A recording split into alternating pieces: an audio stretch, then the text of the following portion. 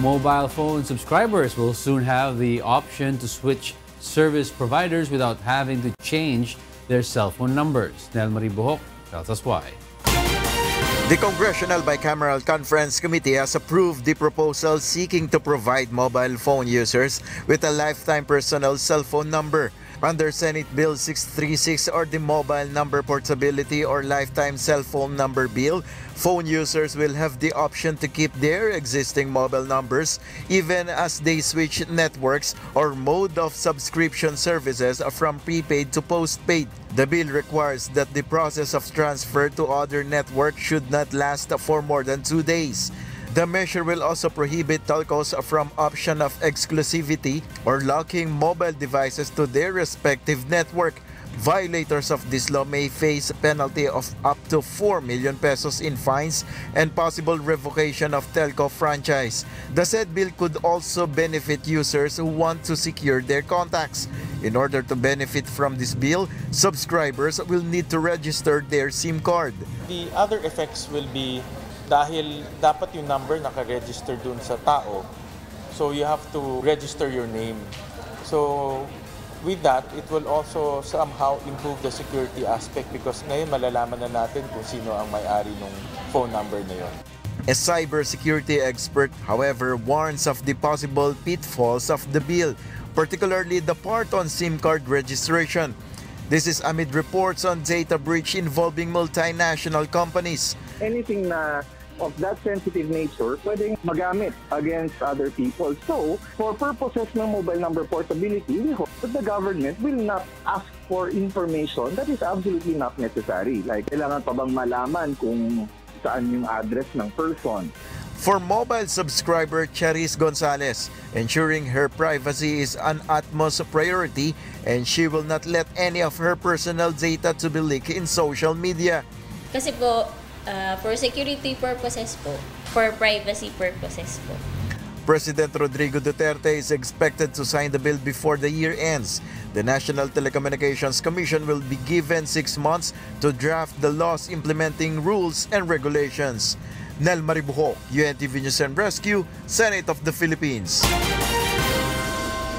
Many are questioning the integrity and credibility of China Telecom, even though it is not yet operating.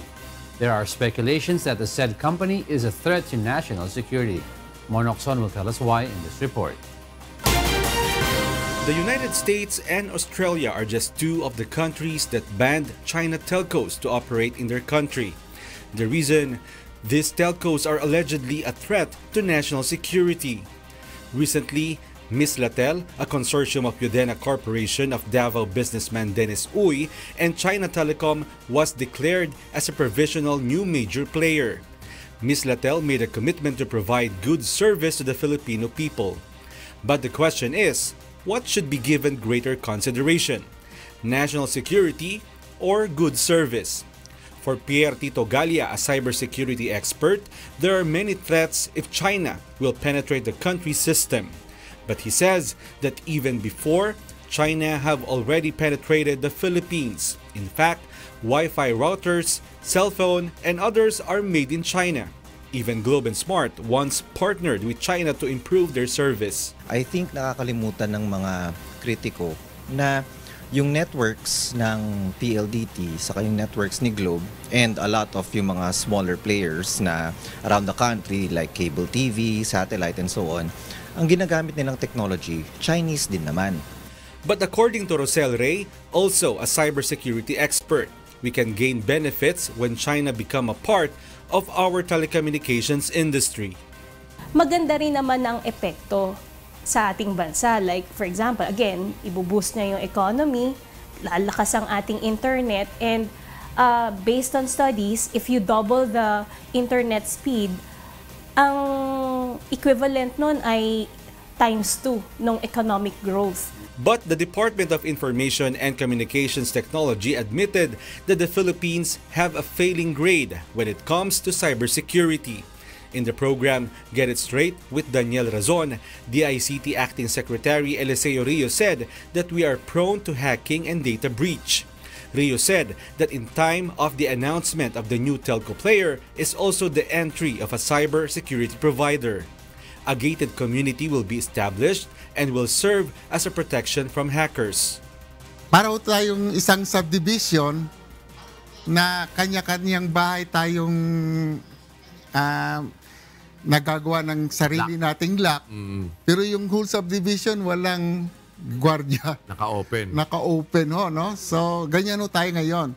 So, ang parang ginagawa natin ng cybersecurity ng ating bansa ay gagawa ho noong yung cybersecurity ng buong bansa ho. Parang no? sinasabi ninyo, gagawin nating gated community. Gated community ho. Tama kayo dyan, oo. Na bukod dun sa lock ng mga bahay, meron tayong bakod at tapos at meron ganyan. tayong guard dun sa gate natin. Para ho, bago makadating sa bahay, mayroon munang protection na. But when it comes to quality of service, can a third telco compete? Based on the recent selection process, Ms. Latel can provide 27 Mbps of internet speed compared to Smart with 10.6 Mbps based on open signal, while Globe has only 7 to 8 Mbps. In network coverage, Ms. Latel committed a 37.3% nationwide coverage on the first year, compared to 67.79% of Globe and 64% of Smart. On capital expenditures, Ms. Latel can spend 257 billion pesos in 5 years, while Globe and Smart spend under 50 billion per year. But in a worldwide context, China is not included on top countries with faster internet, which is led by Singapore. And for the Filipinos, between fast and cheap internet would one outweigh the other? For me, mas importante ang national security kasi anihin natin yung mabilis na internet kung hindi rin naman natin ito magagamit ng tama at malaya. Bilis ng internet. Kasi either way naman, nakakapasok naman ng China, diba? Meron pa rin conflicts sa national security, diba?